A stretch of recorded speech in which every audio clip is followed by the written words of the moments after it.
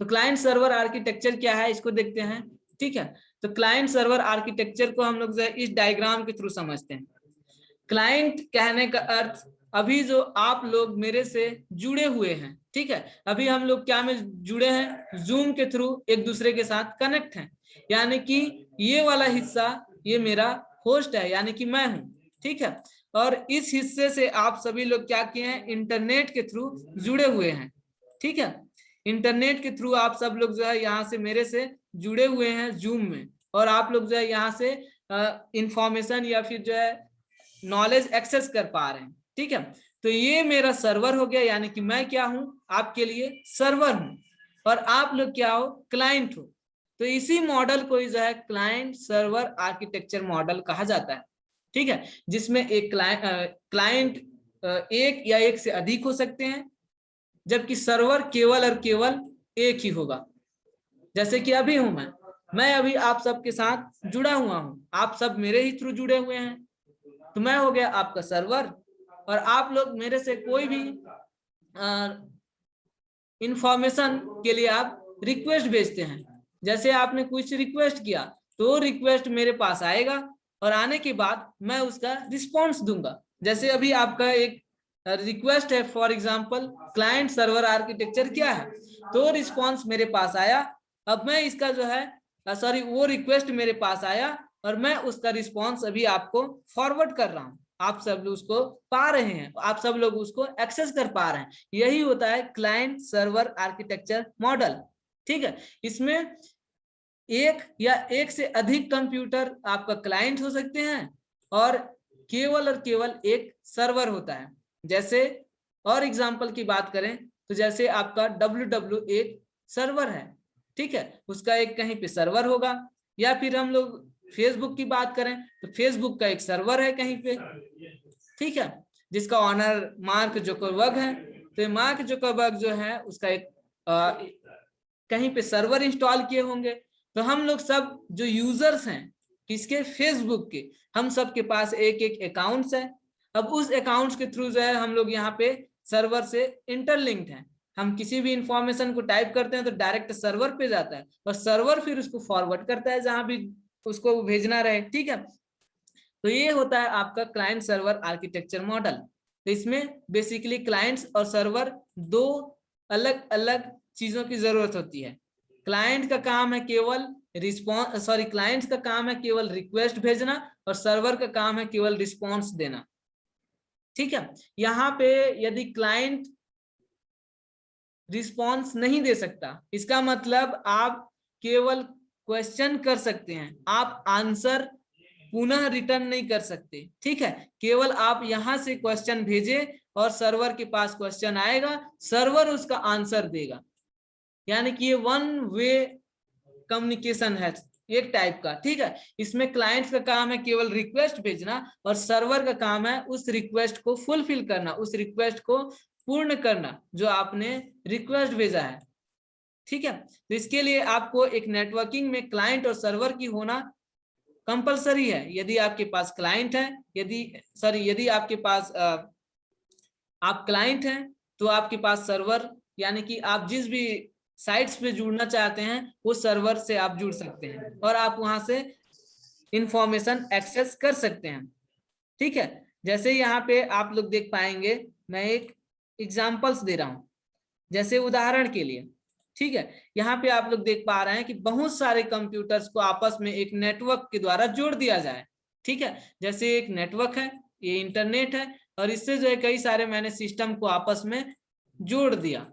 अब ये सिस्टम आपस में जुड़े हुए हैं इंटरनेट के थ्रू, और इसके लिए मैं एक वर्क स्टेशन बनाऊंगा, यानी कि एक सर्वर बनाऊंगा। ठीक है, यानी कि ये वर्क स्टेशन कहने का अर्थ ये कार्य कर रहे हैं जुड़ के, किसके थ्रू, इंटरनेट के थ्रू जुड़ के, ये आपस में एक दूसरे के साथ जो है इंटरनेट के थ्रू जुड़ गए। ये है यूजर 1, ठीक है, ये यूजर 2, ये यूजर 3, ये यूजर 4, कई सारे हो सकते हैं, एक से अधिक हो सकते हैं, तो ये जुड़ गए। अब इसके लिए मैं एक सर्वर का भी होना जरूरी है, तो यहाँ पे मैं एक सर्वर बना देता हूँ। ठीक है, सर्वर कोई भी हो सकता है, जैसे आपके लैब में एक सर्वर डाल दें और बाकी सब क्लाइंट्स हो जाए। ठीक है, ऐसे ही है। अब ये क्या करेंगे, जो कुछ भी इसमें, मान लीजिए मेरा एक कंपनी है, अब इस कंपनी में आप लोग सब लोग कार्य कर रहे हैं, तो आप लोग जो भी कुछ यहाँ पे सेव करेंगे, जो कुछ भी कार्य करते हैं और सेव करते हैं, वो सारा कार्य जो आप लोग किए और सेव किए वो डायरेक्ट जाके कहाँ पे सेव होगा, आपके सर्वर पे, यही सर्वर पे। ठीक है, तो ये होता है आपका सर्वर। अब सर्वर से आप डेटा एक्सेस कर सकते हैं। ठीक है, केवल आप डेटा एक्सेस कर सकते हैं इससे। आप सेव करते गए, सारा डेटा आपका कहाँ पे जाके सेव हो रहा है, सर्वर पे जाके सेव हो रहा है।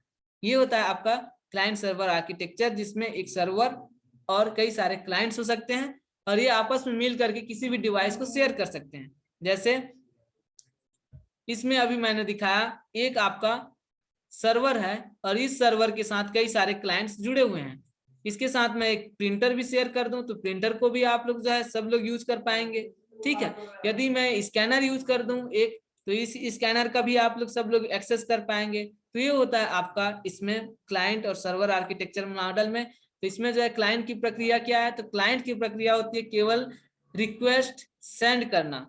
ठीक है, जिसमें जो है नेटवर्क के थ्रू ये सर्विस के लिए एक्सेस करता है, यानी कि क्लाइंट का काम केवल और केवल जो संदेश को भेजना है। ठीक है, और सर्वर का काम क्या है, सर्वर का काम होता है उस रिक्वेस्ट को, जो सर्वर का काम क्या रहेगा, तो सर्वर का काम रहेगा उस रिक्वेस्ट को फुलफिल करना। जो भी रिक्वेस्ट आती है, जो भी रिक्वेस्ट उसके द्वारा की गई है, ठीक है, वो सारा रिक्वेस्ट को ये क्या करेगा, जो क्लाइंट के द्वारा की गई रिक्वेस्ट है उसको पूरा करता है। जैसे कि मैंने कहा, वो रिस्पॉन्स करता है। सो सेम ऐसे ही है आपका क्लाइंट सर्वर आर्किटेक्चर मॉडल, जिसमें सर्वर का काम है रिस्पॉन्स करना और क्लाइंट्स का काम है केवल रिक्वेस्ट भेजना। तो ये था आपका क्लाइंट और सर्वर आर्किटेक्चर मॉडल। इसमें जो है दो टाइप के आर्किटेक्चर मॉडल होते हैं, एक 2 टीयर आर्किटेक्चर मॉडल और एक होता है 3 टीयर आर्किटेक्चर मॉडल।